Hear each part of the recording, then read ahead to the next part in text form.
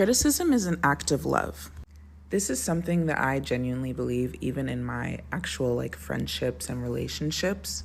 But I think a lot of people don't feel this way, and stepping outside of your relationships, if you can internalize this statement and apply it to all forms of life, all walks of life, all people in your life, even the ones you don't like, even the ones you think are mean to you, it makes it a lot easier to deal with other people's criticism because it's a flip, right? It's a silver lining that makes you realize oh, even though that person thinks they're bringing me down, they're making me better, they're making me stronger.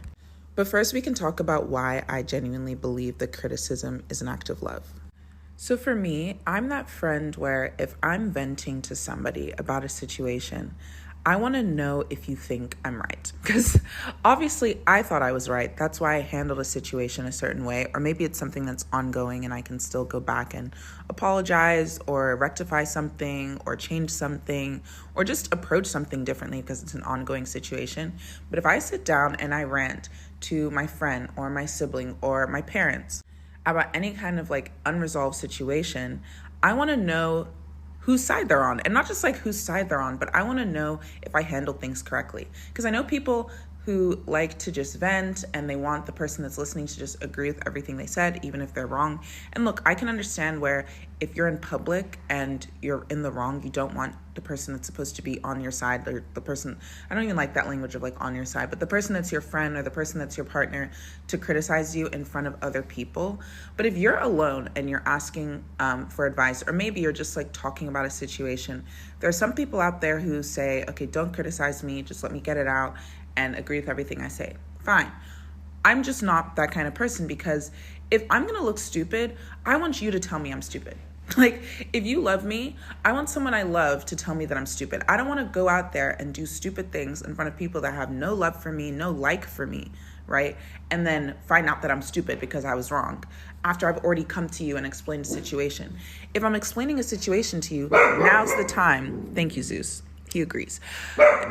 If I'm already talking, I'm sorry, I had to pause because Zeus is going off. But if I'm already talking to you about a situation, there's the chance. If I'm dumb, tell me I'm dumb then, okay? If I'm being silly, tell me I'm silly then, because then I can go out there and rectify something. I can change something. I can resolve something. I can approach it with a better attitude. I want your advice. I want your criticism, even if it goes against what I originally thought. And if you think I'm wrong, please tell me, because I love being right. But at the same time, if I'm not right, I want to know as soon as possible. And ideally, right, you want to know from the person you love so that someone you don't like gets a one-up on you, okay? And I guess because that's how I see things, I like to think that's how other people see things, but I know that's not always the case. So there's a way that you deliver something where it's going to upset someone, no matter who they are, right? And I've definitely evolved from being a 9-year-old and thinking that blunt honesty was a good thing. We've evolved, okay? That's not nice and it's not necessary. But at the same time, I am an honest person and I am a candid person. And if you come to me with a situation and I know you're dead wrong in the situation, if we're compatible as people to be friends, you're going to understand that I'm going to have to tell you that, because I don't want you to go out there and look crazy. I'd rather tell you to your face, babe, you're not on the right track. We're not on the right track. Let's backpedal a little bit, or have you looked at it this way? Because I don't think you're approaching it the right way. Or even this even goes for anger. Because for me, I'm someone that yes, I know anger is an emotion that people experience, whatever, but it's one that's hard for me to respect. And that comes down to a lot of other things. That's probably an entirely different episode. But if I'm angry about something, this is why I don't always understand why people don't like their apologies to come with context. Because if your apology gives me context that would remove my anger, why would I not want that context, and vice versa? If I'm angry because I saw the situation this way and I thought you did something with a particular level of intent, or I thought you did something knowing something else or whatever that makes it seem more malicious, and none of those things are true, and that's what's making me mad about the situation, I want you to tell me hey babe, actually no, you thought I did this because of this, but I actually did it because of that, or I wasn't paying attention and I'm really, really sorry, and it's actually not to that extent that you thought it was. It's not actually that deep, or whatever it is, right? And you give me the context that means that the anger shouldn't be as bad because it wasn't something malicious or it wasn't what I thought it was. I want that context because then I won't be mad. And so same thing, if I'm in a situation and I'm talking to you about something and it's even with a third party, right? And I'm saying, oh, well, this happened, and I'm upset about something. Like, yeah, I want you to come in and say like, oh, well, have you thought about it like this? Because maybe they didn't mean it that way, or this and that, because it's helpful for me to get the context that might help the anger simmer or dissipate completely. Because for me, I'm not someone that like I don't like to hold on to anger for long periods of time. But let's not get into like a pigeonhole or whatever, a rabbit hole about anger, because we're talking about criticism and how it's an act of love. And now I want to talk about not just in relationships, how it can be useful, but talking about how you can apply this kind of mindset or attitude to everything in life so that you're not always upset with people when you hear something negative. Because the thing is, if the people in your life don't feel this way, right? They don't think criticism is an act of love. They think it's mean. And they don't want to be mean to you, quote unquote. So they don't tell you anything is ever wrong with you, even if there is. Because we're not perfect at the end of the day. Then you should be especially grateful for the people out there who don't like you, who will criticize you, or the people out there who have to criticize you, like they're at your work or whatever situation it is, your coach or whatever.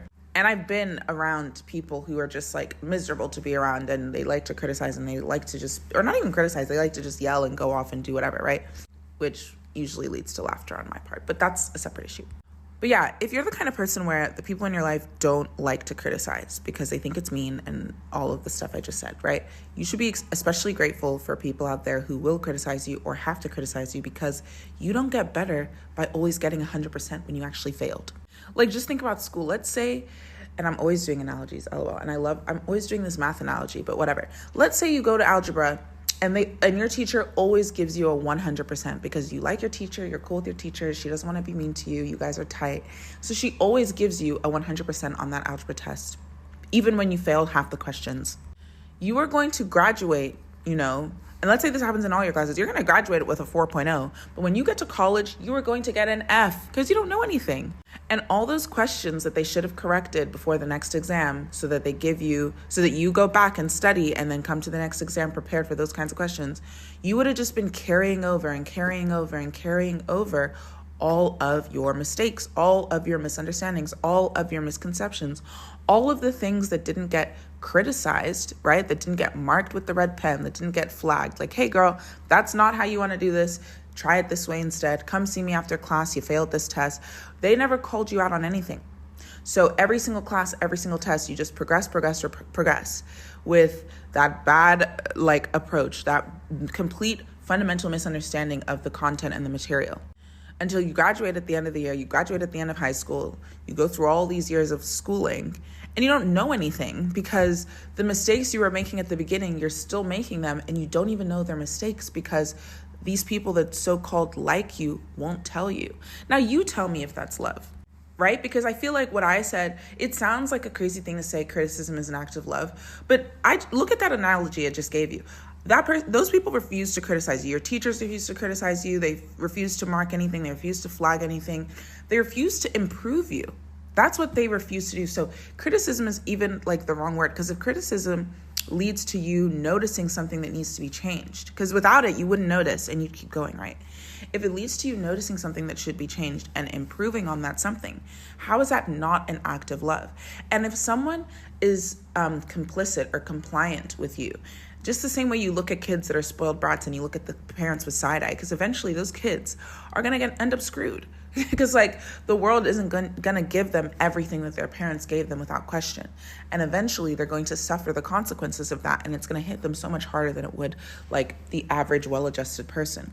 But yeah, how is it an act of love to watch someone do something wrong time and time again and not say anything? And I think it even ties into this really interesting idea I heard many, many years back, which is why I'm probably going to missay it or misrepresent it. But I'll try to represent it well, but I don't think I know the exact phrasing. But basically the concept that I came across was talking about how when you allow bad people, or no one is fundamentally bad, I'd say, but when you allow someone to do a bad thing to you and you don't say anything, you ignore it, you let it slide. And obviously this is all relative, but this is something where fundamentally you have the right and you should stand up for yourself, and you don't. When you allow someone to get away with something really bad and it was your job to kind of show them the consequences of acting that way, And then they go on and continue to do bad things to other people because, again, they've never been shown the consequences of their behavior. You've almost earned yourself like bad karma as well, because you didn't, like, everyone likes to say like, oh, karma will get them. Karma will get them. You were supposed to be the karma, babe. You were supposed to be the karma. Like, you're the karma. Like, you're part of the process. Like, everyone's like, karma will get them, karma will get them. Usually when quote unquote karma gets them, it is in the form of another person enacting consequences on that person. Like, even if you don't necessarily see the exact person responsible for enacting consequences, usually, yeah, it comes in the form of a person driving forward consequences for someone that should have had consequences so much time ago. And that consequence should have come in the form of you. You shouldn't have had to wait for somebody else to do it. And so this is, I think I even came across this concept like when I was learning about people pleasing and was trying to like break that cycle within myself. But it's like, yeah, like the karma that you were supposed to enact, like you were supposed to be a part of the process of that person's growth. And you weren't, because they did a bad thing and you didn't tell them they did a bad thing. You didn't correct their behavior. You didn't show them any, and I'm not saying beat them up. Like, I'm not saying anything crazy, but you didn't even show them that there are consequences for those actions. And because of that, they're going to keep going and keep going and keep going. And frankly, you absorb the karma that you should have enacted on them. Because what happens, and I think I'm actually twisting the thing I heard at this point, this might be just my own thing, but at that point, right, you're absorbing the negativity. You're absorbing the karma that you should have left with them. You have it now, because what happens when you know you're supposed to go off on somebody and you hold it in? Like, what happens when you're really mad and you know you're supposed to stand up for yourself and you don't stand up for yourself?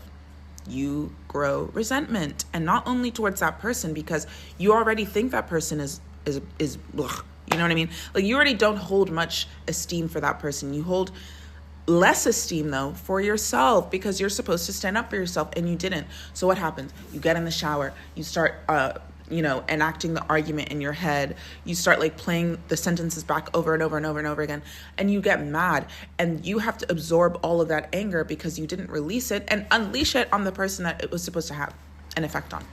So they don't get the karma they needed because you were supposed to give it to them. And you absorb that karma because you're almost being punished for not punishing the right person. And then you punish yourself because now yourself is mad at yourself for not standing up for yourself. You see what I'm saying? But anyways, like, back to that school, wait, what? Sorry, I got an email, I got distracted. But back to that school analogy, right? I think it's pretty obvious that if all your teachers throughout your life allowed you to graduate with a 4.0 when really you needed like a 3 or a 2 or 1, which frankly you would at that point because you would continue to be carrying over failure.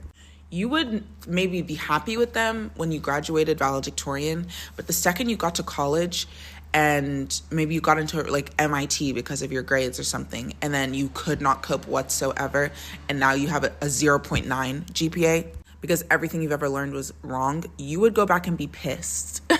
Like, you would go back and be pissed. And of course you would be pissed, because it wasn't an act of love to not be criticized. It wasn't an act of love to be ignored in that way. It wasn't an act of love for them to be like complicit in your inability. Like, you want people that make you capable. And so, yeah, you might be shocked at the first teacher that gives you a bad grade, but you should also be grateful for that teacher, because they're the first one that's telling you like, hey, by the way, you're not good at this. And if you want to be good at this, I have to tell you you're not good at this. Because if you think you're good at this, you'll never be good at this, because you're not good at this. And if you think you're good at this, you're not going to fix the things that would make you good at this. You get it? So, yeah. Thanks, Zeus. Yeah, that's my thesis for the morning. Criticism is an act of love. And I probably could have gone deeper into this, but I think I covered the tenets. Okay, so y'all know what I'm saying. Thank you, as always, for spending this time with me. My name is Abiamudo, and welcome to Live Lumani. So happy to be sharing this corner of the internet with you. And you can find the link in my description to like find me anywhere else. I post newsletters weekly-ish from Substack, but you don't have to be on Substack to get them. You can just hit the link and then sign up for Live Lumani letters, and you will get these Live Lumani letters delivered to your email inbox every single week or whenever they go live. If you've been enjoying the podcast, maybe this is your first episode and it would be a good time to binge some others because the episodes are short and sweet usually. But yeah, if you've been enjoying the podcast, really encourage you to drop a follow or subscribe or whatever the button's called, and rate the podcast, and hopefully it finds its people. It's so lovely building a little community with all of you guys. You can drop me a note on my site anytime, livelumani.com/connect, and just introduce yourself, say hi. If there's any like private messages you want to see, you don't want to drop it in the comments. Or you can say hi in the comments. Like, this is not an echo chamber. So I feel like people text me what they're thinking about episodes and everything, but I would love to see it in the comments so other people can comment something too, and we can have a little conversation and discussion in the comments. But what do you think about this topic, honestly? Like, are you the friend who likes to vent to an echo chamber? And I'm not judging you. Like, I hope I'm not like phrasing it like that's a bad thing. But like, are you the type of person that likes to vent with no feedback? Or are you the type of person that likes to vent and then get feedback? And I know when you're heated, you probably don't want to hear it, but maybe eventually you do. Let me know in the comments your thoughts on this episode or on any other episode. And if there are things you want to talk about or hear about in future, also let me know. And I will see you guys next time. Mwah.